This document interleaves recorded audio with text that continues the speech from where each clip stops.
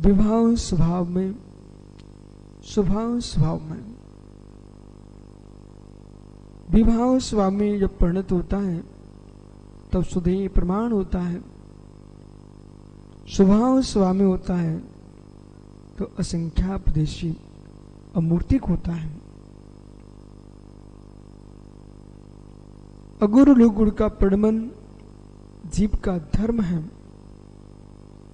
विभाव में परिणत होता है तब ये जीव अशुभ, शुभ, शुद्ध तीन भावों से युक्त होकर के उत्कृष्ट रूप से 500 धनुष अवगाना वाला पुरुष होता है। जघन रूप से 3.5 हाथ का पुरुष होता है। मध्यम में अनेक भेद हैं। शरीर चाहे छोटा हो, शरीर चाहे बड़ा हो, सहनन उत्तम है। उत्तम साधना करके यही जीव सिद्धत्व को प्राप्त होता है और उत्कृष्ट पाप करके ये जीव 7 में नरक को प्राप्त होता है। उत्कृष्ट अवगाहना जीव द्रव्य की है महामच्छ की। पंचेंद्र में उत्कृष्ट अवगाहना किसी जीव की है वो महामच्छ की है। एक जघन्य देह को प्राप्त करने वाला जीव उत्कृष्ट देह को भी प्राप्त करता है।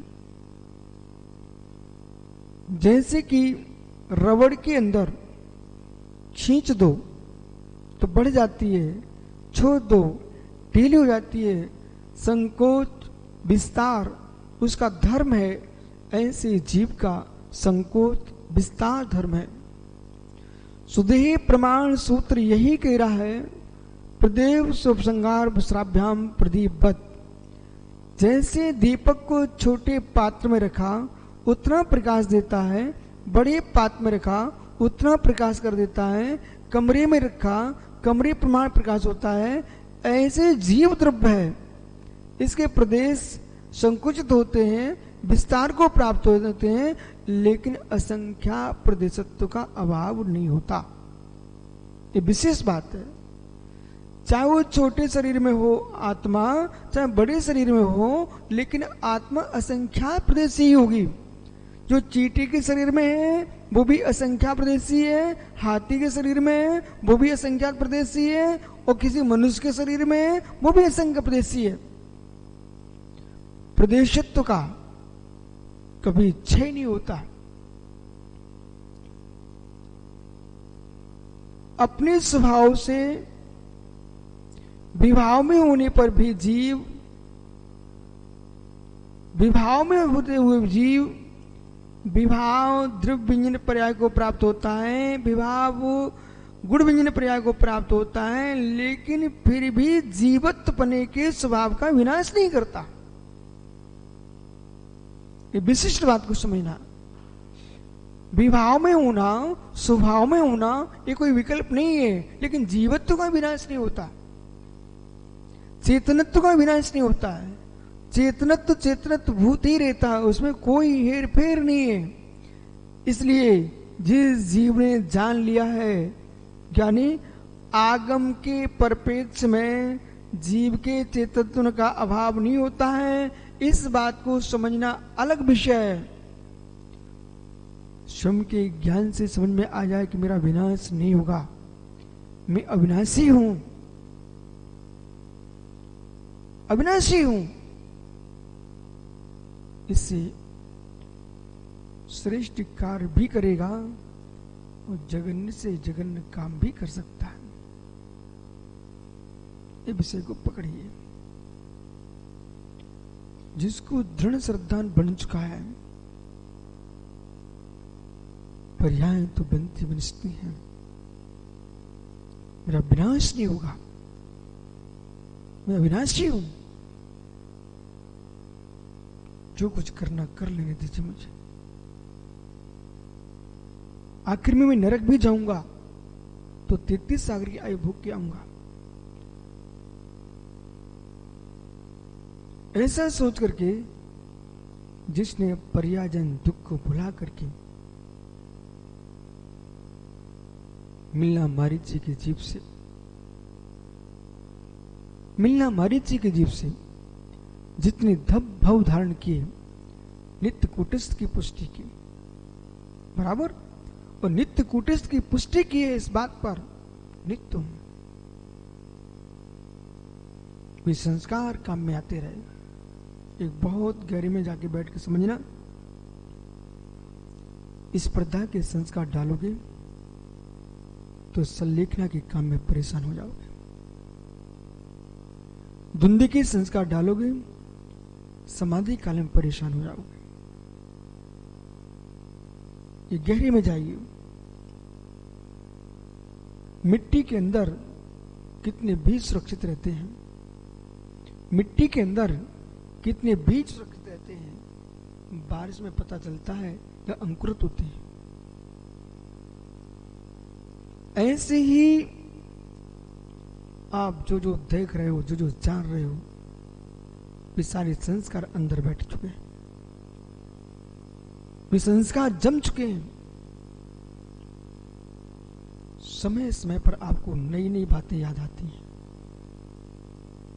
ऐसा आपको लगता है नई नई बातें याद आती हैं, कोई भी बात नई याद नहीं आती आपको। स्मृति नई की नहीं होती, पुरानी की होती है। बिल्कुल संभल के सुनना, क्योंकि आप जो है 33 नंबर की गाथा की व्याख्या सुन रहे हो। कोई भी स्मृति नई नहीं होती। एक स्वप्न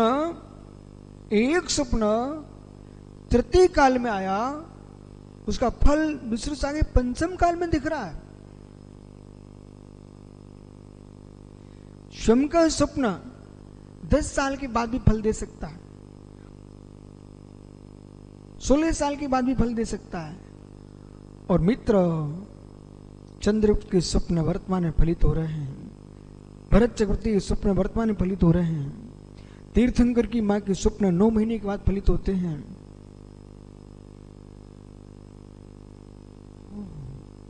स्वप्न शास्त्र में, भद्रबाहु संहिता में इस विषय में बहुत व्याख्यान है।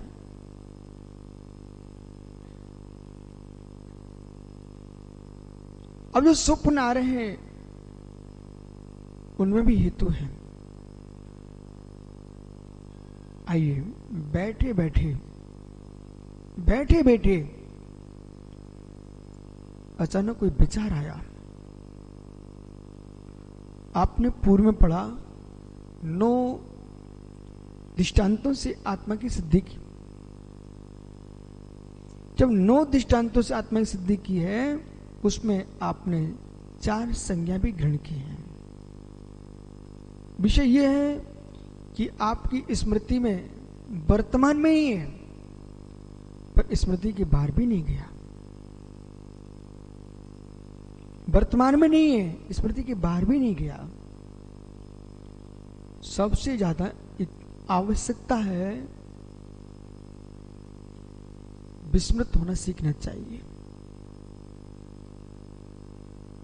जो अनिवार्य है उनको तुम विस्मृत कर रहे हो, अनावश्यक है उनको स्मृति में लाए हो।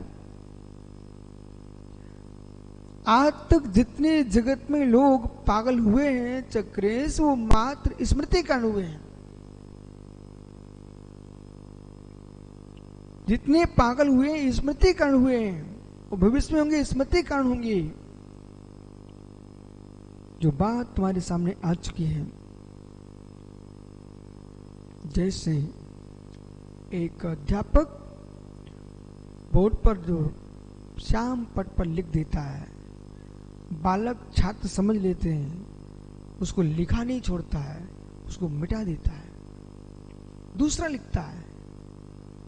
पर यदि उसको न मिटाएं और उसी पर लिखने की कोशिश करें, तो जो भूत में लिखा है वो भी बिगड़ेगा और वर्तमान का लिखा नहीं जाएगा ढंग से, और बोर्ड जो है विकृत हो जाएगा। इसी प्रकार से जो जीव जैसा सोच चुका है, विचार कर चुका है, सुन चुका है, देख चुका है, उसे हटाना चाहता नहीं और नवीन अच्छी बातों को स्वीकार करना चाहता है। दृष्ट, श्रुत, अनुभूत, देखे, सुने, अनुभव किए, ये तीन विषय बालक देखे, सुने, अनुभव किए, ये 3 विषय प्रत्येक जीव को परेशान किए हैं। देखे, सुने, अनुभव किए, दृष्ट, श्रुत, अनुभूत, दृष्ट, श्रुत, अनुभूत।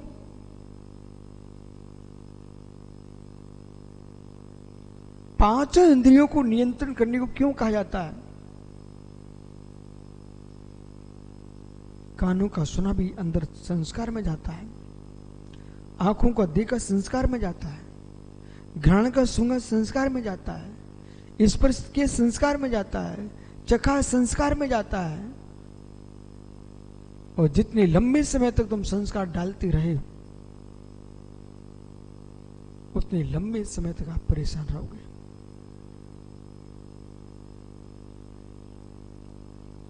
दृष्ट यानी देखा हुआ, श्रुत यानी सुना हुआ, अनुभूत यानी अनुभव किया हुआ।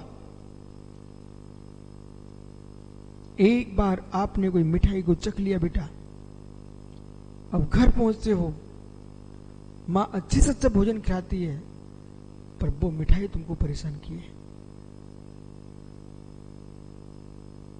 मां का दुलार फीका हो चुका है एक दिन की मिठाई से।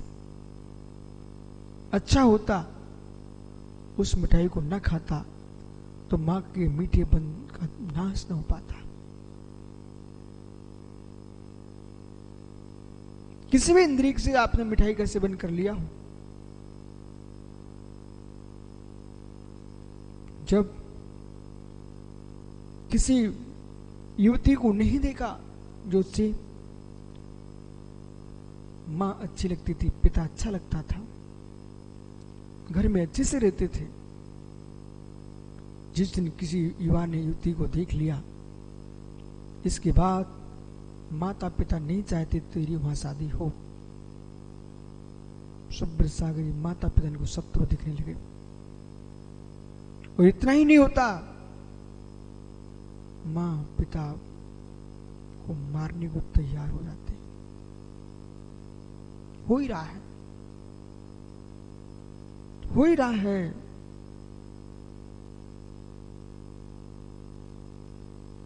दृष्ट, श्रुत, अनुभूत। आपके खोटे कार्य में जो भी बीच में आएगा, मित्र से तुम गति अवरोधक मान करके उसको मिटाना चाहते हो। उसे मिटाने की जगह अपनी खोटी आदत को मिटा लेते तो परिवार क्यों मिटाना पड़ता?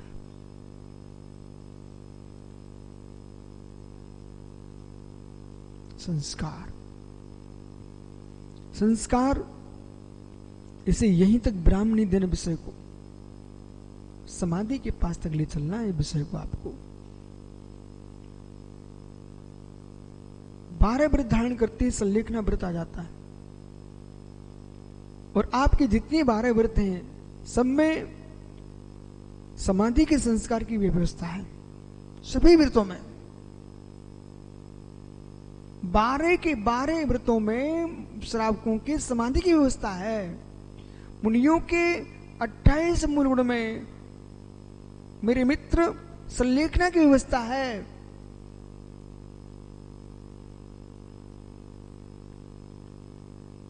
निश्चय छोटी सी पुस्तक पढ़ रहा है, आज सीख रहा अपने स्लेट पर बैठ करके, यदि आज सीख रहा तो आप पढ़ने के लिए मात्र आज सीख रहा है कि भविष्य में बड़े बड़े मोटे मोटे ग्रंथ पढ़ेगा, इसलिए सीख रहा है? बालक, आप क्यों सीख रहे हो? स्वर, व्यंजन, अनुस्वार, विसर्ग, योगभाव, प्लुत, ह्रस्व, दीर्घ, ये सब क्यों सीखते लोग?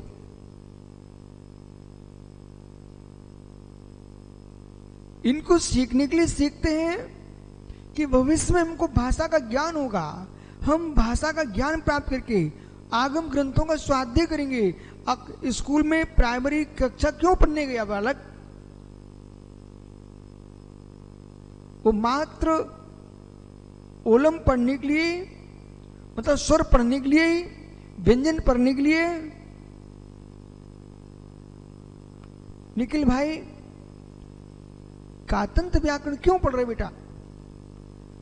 कातंत व्याकरण पढ़ने के लिए पढ़ रहे हैं कि आगम ग्रंथों को समझने के कातंत पढ़ रहे हैं।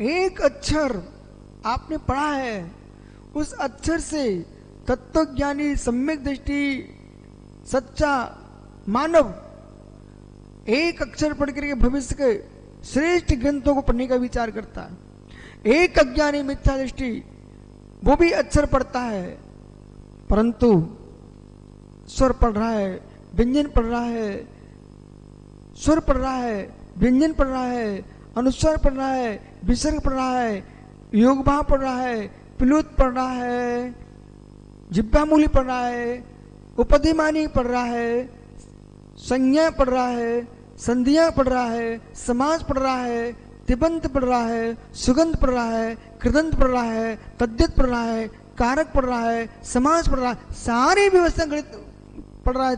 वो किसकी? व्याकरण शास्त्र की। लेकिन इन सबको सीख करके अच्छी गाली बनाऊंगा संस्कृत में, जितनी अच्छी बातें शास्त्रों में लिखी सबको उलट पलट कर दूंगा। ओ हो, कुमति काम कर रही है,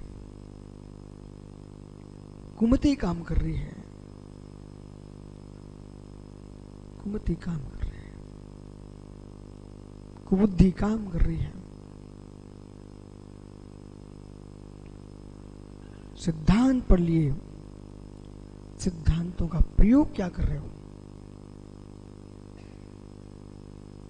प्रयोग क्या कर रहे हो? ब्रह्मचारियों, पिच्छी से जीवों की रक्षा होती बेटा, पर तुम पिच्छी की डंडी से किसी को मार भी सकते हो। जिस डंडी को पकड़ करके आप जीवों की रक्षा कर रहे थे, उल्टी पिच्छी पकड़ कर अपनी डंडी से युद्ध करने लग गए। उपकरण था अहिंसा का, पर जिसकी बुद्धि में उपकरण विपरीत चल रहा है, वही उपकरण बन गया हिंसा का। उपयोग अलग अलग नहीं है, उपयोग अरुण भैया एक ही है, ज्ञान दर्शन। शुभ में प्रवृत्ति होती है, शुभ संज्ञा को प्राप्त होता है, अशुभ में प्रवृत्ति होती तो अशुभ संज्ञा को प्राप्त होता है, और शुभ अशुभ दोनों से रहित हो जाए, यही शुद्ध संज्ञा को प्राप्त होता है, शुद्ध प्रयोग। अब जो मैं आपको सुना रहा हूं, कहना चाह रहा हूं, उसे सुनो। चलता है, ये तो हमने हंसी में कहा, हंसी में किया। मित्र, संजय ब्रह्मचारी से मिल लेना। उसने तिलक लगा लिया, माथे पर तिलक लगाया, चाहे शौक में लगाया हो, हंसी में लगाया हो, लेकिन पूरी चमड़ी उसकी जल गई। अब निशान पड़ जाएगा, नियम से निशान पड़ जाएगा बराबर।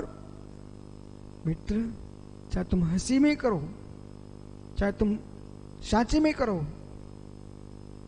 संस्कार आत्मा में पड़ चुके हैं बराबर। जो संस्कार आत्मा में आ चुके हैं, वे संस्कार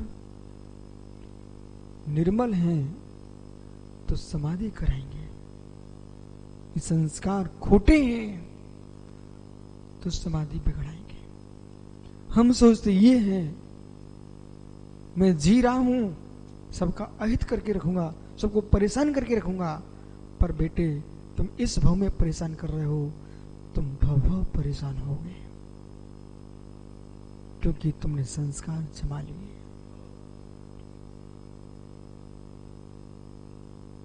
मलिन संस्कार ज्यादा खोटे होते हैं, मलिन संस्कार ज्यादा खोटे होते हैं। एक चट्टान पे एक पुरुष मल करके आया, एक चट्टान पे पुरुष मल करके आया, पूरी बारिश निकल गई, पूरी चट्टान पर सहवाल, परंतु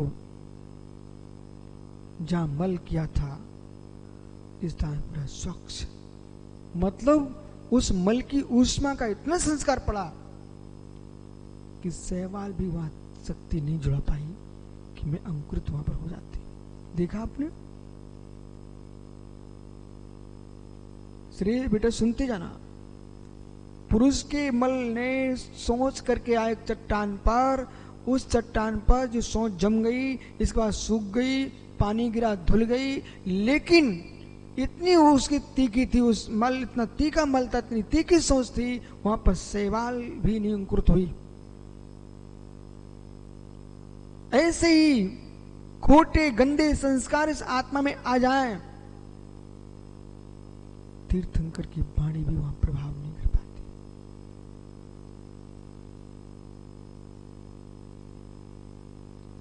इसलिए चक्रेश मित्र, ये विनोद का विषय नहीं है।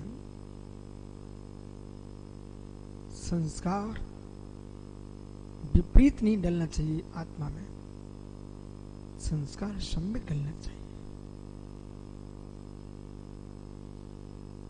मोह के संस्कार बढ़ गए, राग के संस्कार बढ़ गए, वस्तु को संचय करने के संस्कार बढ़ गए, भी छूटेंगे। विश्वास मानना मित्र, विश्वास मानना मित्र, यदि चक्रेश ऐसे हम 10-50 पेन रख लें, लेते समय अच्छे लगेंगे, आप विश्वास मानिए, बहुत अच्छे लगेंगे। परिग्रह जम जाएगा, संस्कार पड़ चुके हैं, मेरी वस्तु है, अब मैं चाह रहा हूं मेरी समाधि निर्मल हो जाए, किसी वस्तु से मोह ना रहे। जो पेन रखे थे हमने जमा करके, बिल्कुल प्रदर्शनी बना के रखे थे, मां का राग छूट गया, भाई का प्रेम छूट गया, पत्नी का दुलार छूट गया, खाने की इच्छाएं मिट गई, अब तो समाधि अच्छी हो ही जाएगी। पर जो पेन सजा के रखे थे, किन किन को देंगे हम?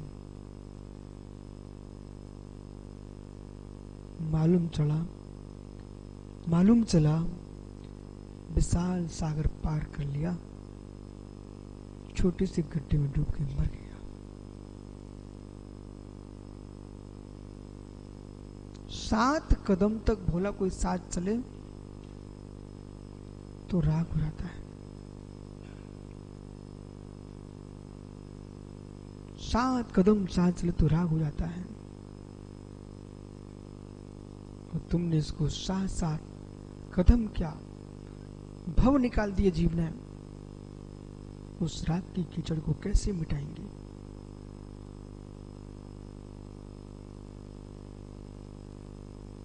संस्कार दृष्टि पटल पर आते ही प्रभु का चित्र नहीं दिखता, रागियों के चित्र दिखते हैं,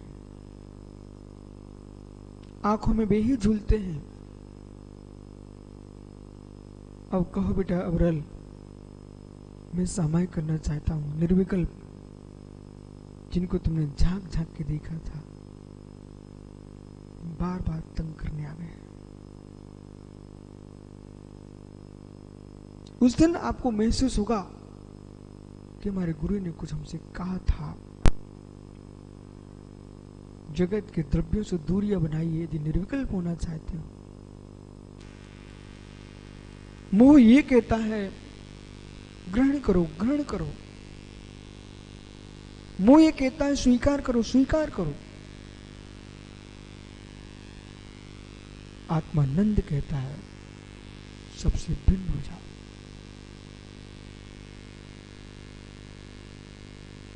इस प्रकार का संस्कार मत डालना, परेशान हो जाओगे। इस प्रकार का संस्कार मत डालना, परेशान हो जाओगे। दूसरे के पुण्य पाप को देखना। अध्यात्म यूं कहेगा, पाप मेरे से भिन्न है, पाप प्रकृति मेरे से भिन्न है। ऐसा ही नहीं, पुण्य प्रकृति भी मेरे से भिन्न है। पाप प्रकृति के उदय पर कम से कम भगवान की याद आती है।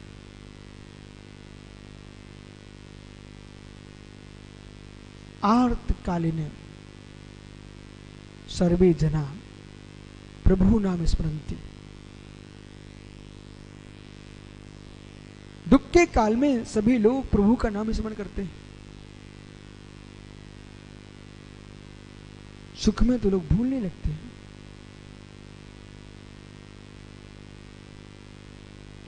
दुख के काल में लिया गया भगवान का नाम जो है ना, वो भी तुम्हारे संस्कार में आ गया। एक दिन को भी व्रत धारण किया अरविंद आपने, संस्कार में आ गया है। मैं बहुत संतुष्ट आदमी, बहुत संतुष्ट आदमी इस बात पर। किसी ने व्रत लेकर के छोड़ भी दिए हो, उससे भी गलत मत कहना। क्यों क्यों?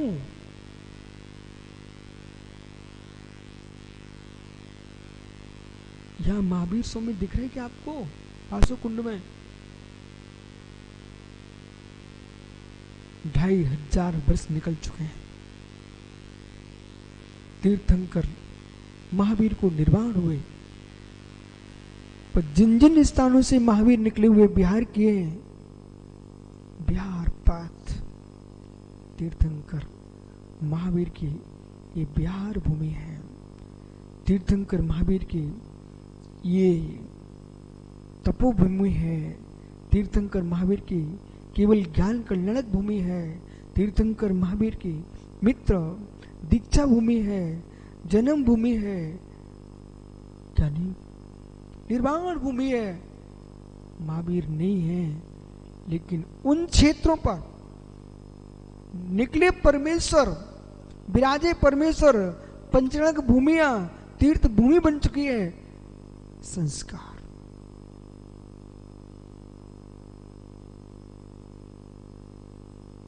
ऐसे माने कि महावीर बड़जात्या जी ने 1 महीने का नियम ले लिया, मैं एक बार भोजन करूंगा। इसके बाद 50 साल निकल गए। पोते ने पूछा, दादाजी विशेष काम क्या किया आपने अपने जीवन में? बोले, बेटे हमने अमुक वर्ष में 1 मास का एक भुक्ति व्रत का पालन किया है। इसको कहते समय उनको आनंद आ रहा था। एक भुक्ति व्रत का पालन किया है। सुब्रसा कुछ शब्दों में आनंद है, गहराइयां है। जो शब्द बार बार बोल रहे हो उसके बाद दूसरे शब्द का प्रयोग करो। मैं एकासन करता हूं, इसमें थोड़ी शक्ति कम हो गई है। स्वामी मैं एक भुक्ति नियम लेता हूं जीवन पर्यंत का। वो एक भुक्ति नियम? हाँ।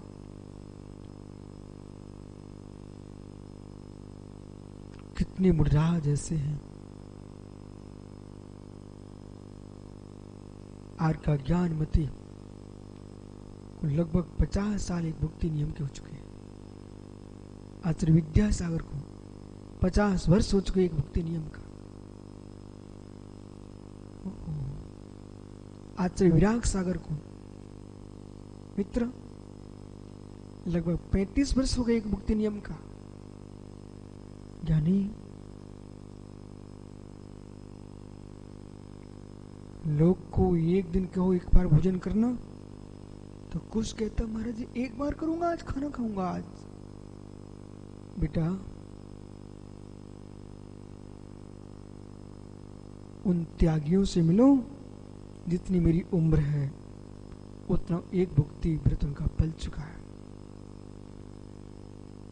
सीताम्बर परंपरा में तो एक भुक्ति का कोई नाम ले तो ऐसे मालूम सिर पर रख के नाचते वो लोग। बोले एक भुक्ति नियम कोई साधु का हो जाए वहां पर, साधु का। वहां बिरले साधु एक भुक्ति नियम का पालन करते हैं। पर धन्य दिगंबर परंपरा जिसमें प्रत्येक निर्गंत तपोधन श्रवण श्रवणिया जीवन पर्यंत इनका एक भुक्ति नियम होता है। उसमें भी उपवास हो जाए, अंतराय हो जाए, एक भुक्ति नियम में पानी दोबारा नहीं लेते। एक बारी भोजन एक बारी पानी, एक भुक्ति नियम है। ऐसा नहीं चलेगा कि शाम को पानी ले लेंगे, शाम को भोजन कर लिया, एक भुक्ति नहीं चले, वो दो भुक्ति हो गया। धन्य वे योगेश्वर जो ईमानदारी से, धन्य वे योगेश्वर जो ईमानदारी से एक भुक्ति नियम का पालन कर रहे हैं, वे भविष्य के सिद्ध भगवान बनेंगे। ईमानदारी शब्द का ध्यान रखना। अपेत केतवा, अपेत केतवा, नहीं तो मालूम चला क्या नहीं बहुत ग्रीष्म की तपन है, बहुत कष्ट है, तो क्या कमंडल का पानी पी लेंगे क्या? मित्र, तुम पेट की गर्मी ठंडी कर सकते हो, लेकिन कर्म की गर्मी ठंडी नहीं कर पाओगे। एक कमंडल पानी पीने के लिए नहीं होता है, एक कमंडल मां शुद्धि का उपकरण है। कितनी बड़ी घोर तपस्या चक्र से, कितनी घोर तपस्या ये कि हाथ में पानी है, प्रथम ग्रास पर अंतराय आया है साधु का, उनके पास 24 घंटे पानी रहता है कमंडल का, लेकिन फिर भी ओहो ईमानदारी की तपस्या, एक बूंद मुख में नहीं डालते हैं। ऐसे मुराद कोटि कोटि प्रणुति के पात्र हैं।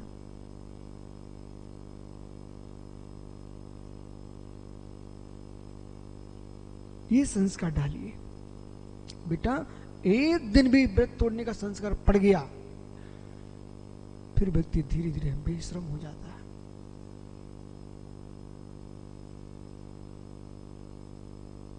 बेशरम हो जाता है। दाम्पत्य जीवन जीने के लिए भी व्यक्ति को श्रम आती है, लेकिन वही व्यक्ति जब बार बार सुख देखता है, इंद्रिय सुख, श्रम समाप्त हो जाती है, लज्जा विलीन हो गई। इसलिए नारी का लज्जा धर्म, साधु का लज्जा धर्म, ये दोनों अनिवार्य हैं। जब तक नारी घर की देरी के बाहर नहीं निकली, तुम्हारा घर मंगलमय रहेगा। और साधु अपनी मर्यादा के गेट के बाहर नहीं निकला, लज्जा में रहेगा, उसका चारित्र निर्मल माला माल रहेगा। एक दिन भी लज्जा नष्ट हुई, उसी दिन तुम्हारा समापन है साधना का। लज्जाशील होना चाहिए बेटा। किसी से दे दो शब्द नहीं आना चाहिए, मेरा काम कर दो शब्द नहीं आना चाहिए। मौन रहना साधु का धर्म है। माना कि निर्गंत मुनीश्वर यदि जोर से आवाज निकालते, वो भी प्रवचन में ही निकालते हैं, वो भी सीमा के अंदर सम्मति के साथ। किसी महल पर खड़े होकर के जोर से किसी को पुकारते भी नहीं है। ये सामान ग्रस्त नहीं है तो मेरे मित्र किसी मजदूर को बुला रहे हो, मालूम कैसे चलेगा ये योगी की आवाज है कि कोई काम कराने वाले सेठ की आवाज है।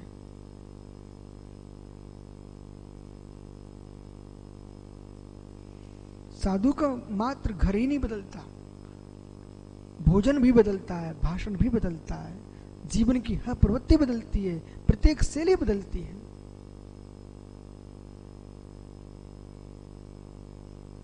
उसको प्रारंभ करना पड़ेगा, आज से ही बदलना पड़ेगा। बैठने का तरीका, उठने का तरीका, भोजन का तरीका आपको मालूम होना चाहिए। आचारंग सूत्र के कह रहा है, कदम चरे कदम चरे कदम छिद, मेरे मित्र कदम चरे कदम भुज्यज भाषिज्य जदम पापम न आस्वदी।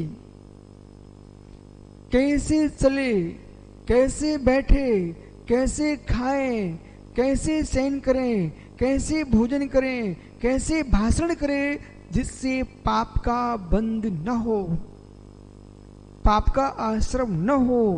ये हर प्रकार की विधाओं को व्याख्या की गई है। जदम चरे जदम भाषज भोजज जदा पापन आस्वदी। यतन पूर्वक बैठो, यतन पूर्वक बोलो, यतन पूर्वक भोजन करो, यतन पूर्वक शयन करो, यतन पूर्वक भाषण करो, यतन पूर्वक विहार करो जिससे पाप का आश्रय बंद न हो।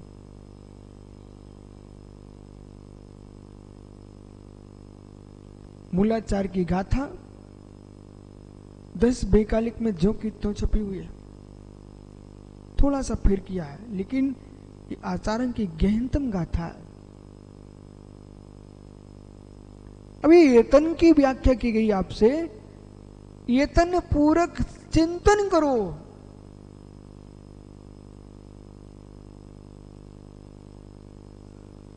मरखू गाय के गले में ठेंगुर नहीं डाला ना,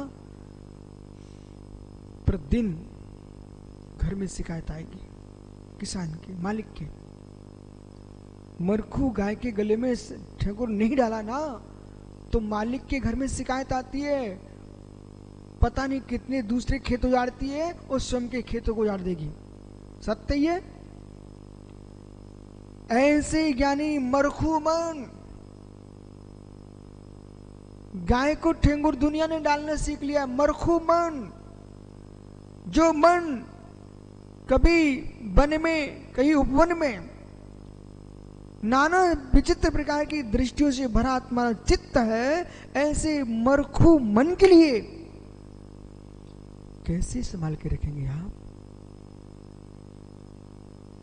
विवेक का, सम्मतियों का, गुप्तियों का ठेंगुर डाल दीजिए, इससे मरखू मन चारित्र के बगीचे को न उजाड़े।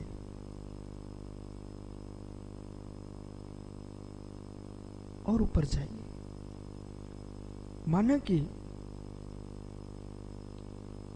आपको पीयूष अपने से मतलब नहीं है, माना कि इज्जत से भी मतलब नहीं है, माना कि चार से भी मतलब नहीं है, पर मित्र इतना ही हो जाए, भारतीय सेना में भर्ती हुआ पुरुष कितनी मन उद्दंड होगा, लेकिन सैनिक के नाते संभल के जीता है, आर्मी बदनाम हो जाएगी। सत्य है। और जरा भी कुछ उसने किया, उसको तुरंत कहा जाता नहीं, अपने पिता के तुम बेटे अवश्य हो, लेकिन इस समय भारतीय सेना के सैनिक हो। उस समय कोई भी पार्टी का पुरुष गलत काम करता है, अरविंद भाई उसको पार्टी से तुरंत बाहर किया, तो क्यों? बोले मेरी पार्टी बदनाम हो जाएगी। सत्य है मित्र, ये तीर्थंकर महावीर का शासन है, ये तीर्थंकर महावीर की मुद्रा है। जिस मुद्रा में भगवान बना जाता है, यशोधर सागर जी, बालक एक जी मुनि बन के यूं कहे, अरविंद भैया हमको 50 लाख रुपए चाहिए है, और ऐसे हाथ करें, बेटे तुम एक भिखारी बन के मांगते तो बहुत अच्छा लगता, ग्रस्त बन के कर्ज लेते तो बहुत अच्छा लगता,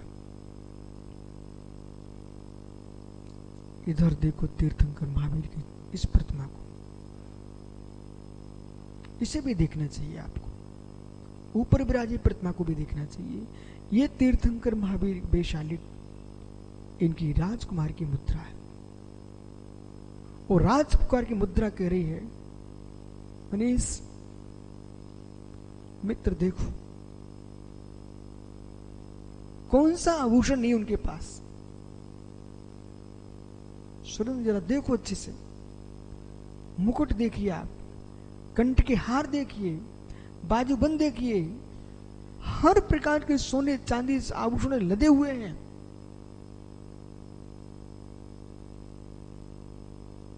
कोई श्रृंगार अवशेष नहीं है, माथे पर तिलक शोभायमान हो रहा है। ऐसा राजकुमार वैशाली वर्धमान महाराजा सिद्धार्थ का राज्यपाट छोड़ करके जंगल में जाके जिनेश्वरी दीक्षा ले ले, फिर आके कहे अरविंद भाई 50,000 रुपये चाहिए। ये बात कहीं सिद्धार्थ को पता चल जाए, सिद्धार्थ के प्राण निकल जाएंगे। बेटे संपूर्ण राज्य तेरा था, उसे छोड़ करके दिगंबर हुए हो, 50,000 सिक्कों की बात कर रहे हो। जितने मुर्जा जहां विराजमान है, बनने वाले हैं, अपने पिता की संपत्ति पर दृष्टिपात करना, घर पर दृष्टिपात करना। बेविचारे साधु दया के पात्र हैं, घर की झुपड़ियां छोड़ करके महल रचाने में लगे हुए हैं, सब साधु दया के पात्र हैं।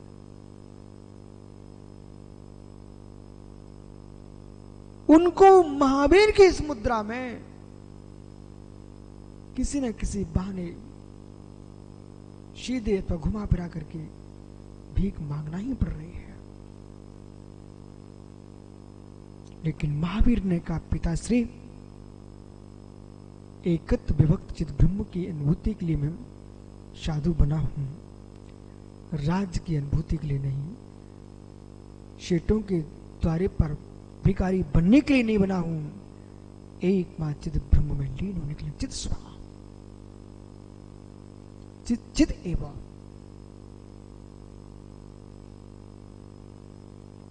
निष्प्रेता ही दिगंबर साधु का आभूषण है। निष्प्रेता ही दिगंबर योगी का लक्षण चिन्ह है। ये निष्प्रेता के संस्कार जो साधु के पड़ेंगे, यही सिद्धेश्वरा पर भेज पाएंगे। भैया ऐसे ही रहना, विश्व सागर ऐसे ही रहना, भले किसी दीवार पर तुम्हारा नाम ना लिखा जाए, कम से कम हम जैसे आदमी के मुख में तो तुम्हारा नाम रहे कि एक साधु ऐसा जीवित है। कोई भी ईंट चूने में जीवन लीन मत कर देना। श्रमण धर्म का पालन चाहते हो तो गृहस्थी से बच के रहना, गृहस्थी से बच के रहना। ये परम सत्य आप अनुभूत कर चुके होंगे। जिस संघ में एक भी स्त्री का राज्य आ गया, वो संघ ग्रस्त हो जाता है। विश्वास माने आप अनुभूत हैं, आपको आप बहुत अच्छे से अनुभवशील हो।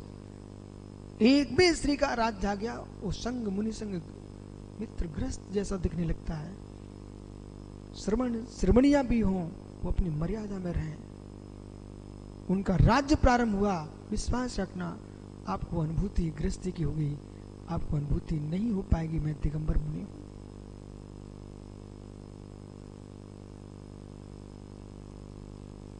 कुंद ने यही कहा है, कुंद ने यही कहा है।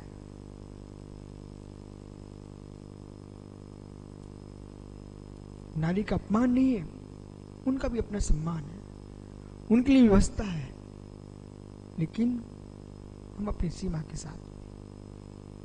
मैं तो इन श्रावकों को बड़ा धन्य कहता हूं। कैसे तुम झेलते हो कैलाश भाई? कहां गए पाटनी? जीवन तुम लोग कितने धन्य हो कि अपना जीवन जी लेते हो और दूसरे के जीवन को भी आप सहारे बनते हो। मित्र, जब तुमने इस स्त्री को सुख से झेल लिया है तो मित्र, उपसर्गों की, परिचयों की बहुत बड़ी सेना को भी तुम झेल सकते हो। घर के क्लेश को जो झेलना जानता है वो मुनि बन सकता है, और जो घर के क्लेश से मरने की बात करे वो कभी मुनि ना बने। अरे भाई, घर में क्लेश हो तो यहां भग के आ गया, और यहां कहीं क्लेश कर गया तो कहां भगेगा? फिर घर भगेगा तो पूरे धर्म बदनाम हो जाएगा। ऋषभ बराबर? हाँ, जितने सितार बजाना अभी बजा लेना, पर महाराज बज के कोई सितार नहीं बजेगा बेटा। आइए, लबकुश, क्या सुन रहे हो? बालक, ये जैन दर्शन के संस्कार है। तुम दोनों सगे भाई एक समय में एक माँ के पेट से निकलो बेटा। परस्पर में कभी ये मत सीख लेना कि बड़े भैया हम अच्छे हैं कि छोटे भैया हम अच्छे हैं, ये विचार मत आने देना। जब तक ये विचार नहीं आएगा बालक, तब तक तुम दोनों की प्रीति समाप्त नहीं होगी। उस दिन ये विचार आ गया कि लब से अच्छे मैं हूं, कुछ कहता है, अथवा लब कहें कि मैं कुछ से अच्छा हूं, बेटा ये प्रीति के बीच में एक सुंदर स्वच्छ दूध में नींबू की बूंद पड़ चुकी है। अपनी अच्छाइयों का वेदन करना सीखो, पर अपनी अच्छाई के वेदन के पीछे दूसरी बुराई को देखना बंद कर देना। ये जीवन की बहुत बड़ी भूल है। अपने जीवन की अनुभूति सुख की, गुण की नहीं ले रहा है, दूसरे के अवगुण की ले रहा है।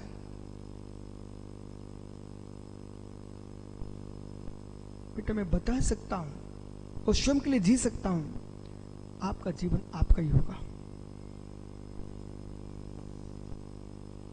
जब से आचार्य विराग सागर महाराज ने प्रवचन के लिए आदेश दिया है, तब से सुब्रत सागर आप विश्वास मानना, मैं ऐसा ही बोल रहा हूं। जिनको समझ में आता है वे समझ लेते हैं, जिनको नहीं समझ में आता है वे मुझे शत्रु भी मान लेते हैं, पर मैं उनका मित्र हूं, पर मैं उनका मित्र हूं।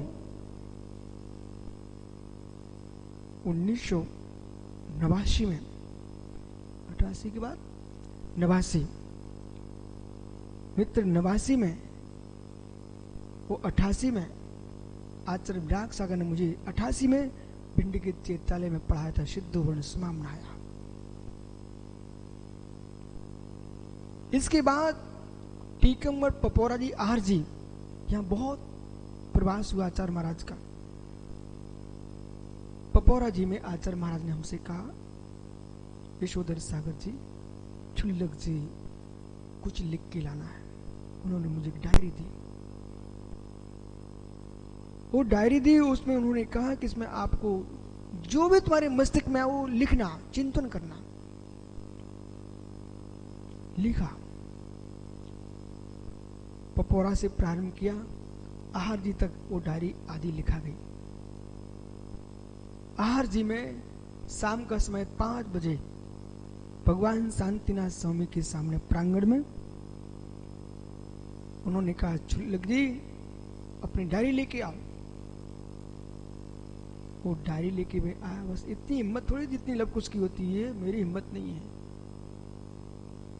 डायरी दी, आंखों में आंसू, बैठ गया ऐसे पिच्ची लेकर के।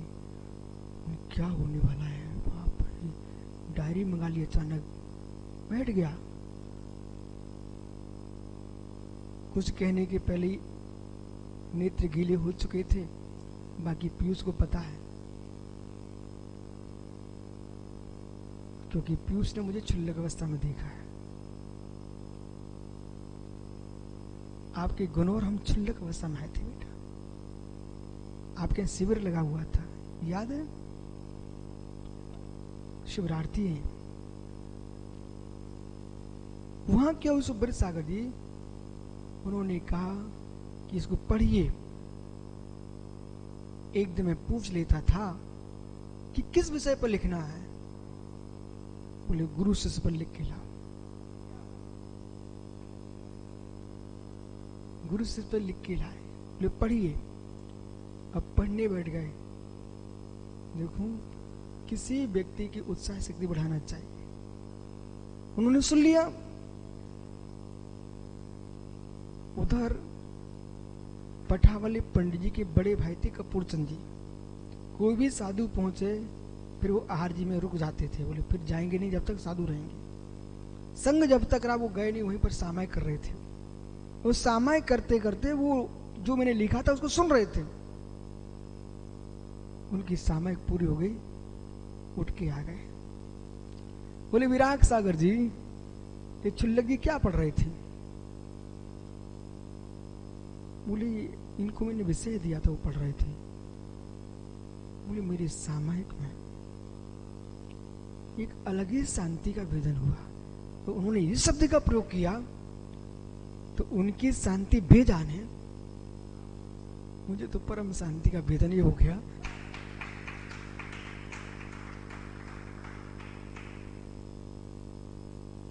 अभी डायरियां कहां पर हैं? अभी डायरियां जरूर कहीं ना कहीं होंगी, क्योंकि अब उन्होंने मेरी निष्प्रियता सिखाई थी ना, तो भर गई ना, तो डायरिया मैंने छोड़ दी। और आप लोग जो ना अब जब से रखने लगे ना, तो आप लिखने लगे हो। वो तो राजेंद्र झांसी के हाथ में डायरी मेरी पड़ गई, एक शुद्धांत रंगड़ी बन गई, ऐसा विषय है।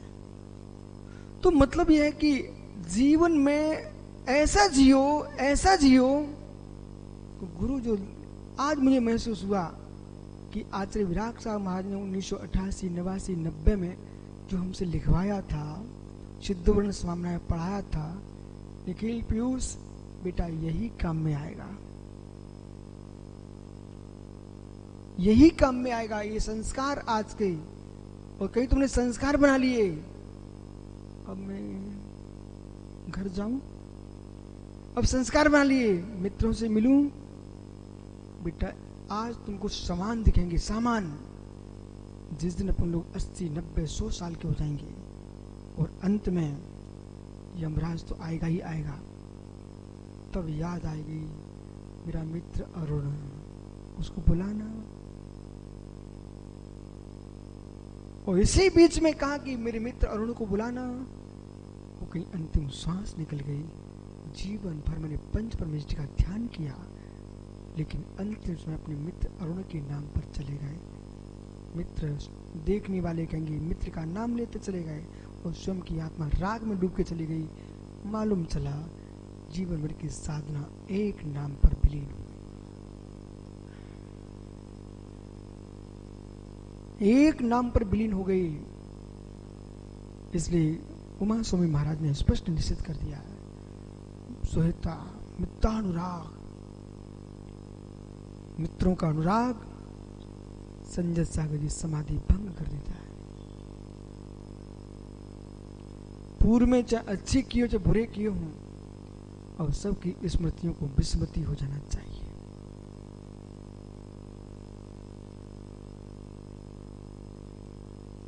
क्योंकि जिनको मात्र बाहर प्रभावना के लिए साधु बने उनको तो छोड़ दीजिए, जो यथार्थ में आज प्रभावना के लिए साधु बने हैं, मारसा पुत्र, उनको तो अपनी तैयारी कर ही लेना चाहिए, कर ही लेना चाहिए। ये नहीं सोचना मेरा अभी समाधि काल नहीं है, अनंग सागर सोचे, नहीं, अनंग सागर भी सोचे तो विशुद्ध सागर भी सोचे।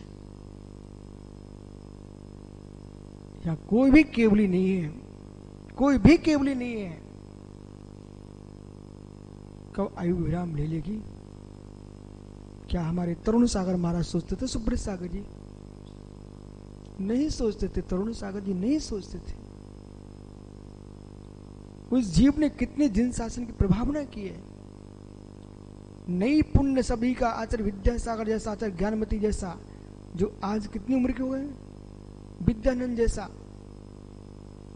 आचार्य विद्यानंद महाराज जी अपनी आयु को पूरा भोग करके जिन शासन की प्रभाव न करके गए, लेकिन फिर भी तरुण सागर अल्प समय भले गए हों, लेकिन दीर्घ समय को देके गए। ज्ञानमती माता जी लगभग 85 वर्ष की होने वाली है, 85 95। मित्र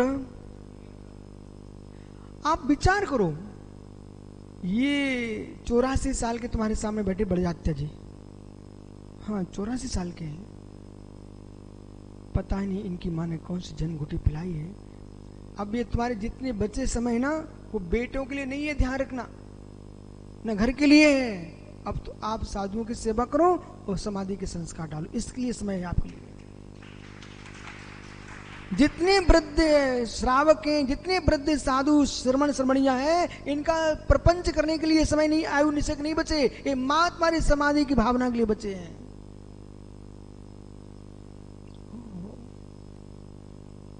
समाधि के लिए है। अनंग सार कभी मत सोचना मैं प्रभाव न करने जाऊंगा। मित्र यही सोचना है मेरी प्रभावना हो रही है, प्रभावना हो रही है। भैया भैया हमने बहुत देख लिया, बहुत देख लिया है, दर्जनों मेरे साथ चले गए। वृद्ध वृद्ध माइक पे कहते बोले हमको 2 प्रवचन करना, मुझे कुछ नहीं।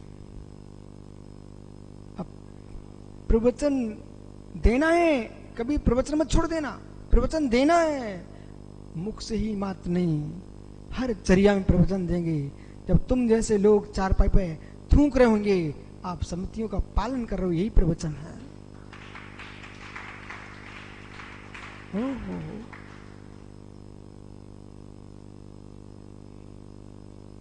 यही प्रवचन है। आपका समय हो गया हो। कल मिलूंगा आपसे, कल फिर आओगे, यानी परे तो पुनः चर्चा करूंगा। आत्मा स्वभावम परिभाव भिन्नम, आत्मा स्वभावम परिभाव, आत्मा का स्वभाव परवास महावीर स्वामी की नमो।